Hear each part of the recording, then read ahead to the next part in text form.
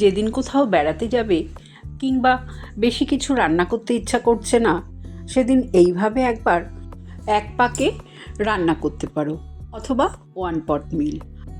রোজকার যে চাল দিয়ে ভাত খাই সেই সেদ্ধ চাল নিলাম আর মুসুর ডাল ভালো করে ধুয়ে রেখে দিলাম। তারপরে গ্যাস অন করে সর্ষের তেলে গোটা গরম মশলা ফোড়ন দিয়ে কুচানো পেঁয়াজ, কেটে রাখা আলু হালকা ভেজে নিলাম। একটু আদা আর 2 কোয়া মতো রসুন গ্রেট করে দিয়ে দিলাম। আদা রসুনটা হালকা ভাজা হয়ে গেলে ধুয়ে রাখা চাল ডাল দিয়ে দেব। চাল ডালটাও তেলের সাথে একটু নাড়াচাড়া করে গুঁড়ো মশলা দিয়ে দেব। 1/2 চামচ করে জিরে, ধনে, লঙ্কা, হলুদ গুঁড়ো, পরিমাণ মতো নুন দিয়ে ভালো করে চাল ডাল ভাজা ভাজা হলে দিয়ে দেব আগে থেকে সেদ্ধ করে রাখা ডিম। ডিমটা দিয়েও একটু নাড়াচাড়া করে 4টে চেরা কাঁচা লঙ্কা দিয়ে দিলাম আর পরিমাণ মতন গরম জল দিয়ে দিলাম। যতটা চাল ডাল নিয়েছি তার ডবল জল দিয়ে দিলাম।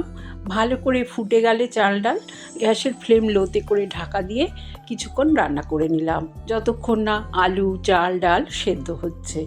তারপরে গরম গরম নামিয়ে ঘি দিয়ে পরিবেশন করলাম।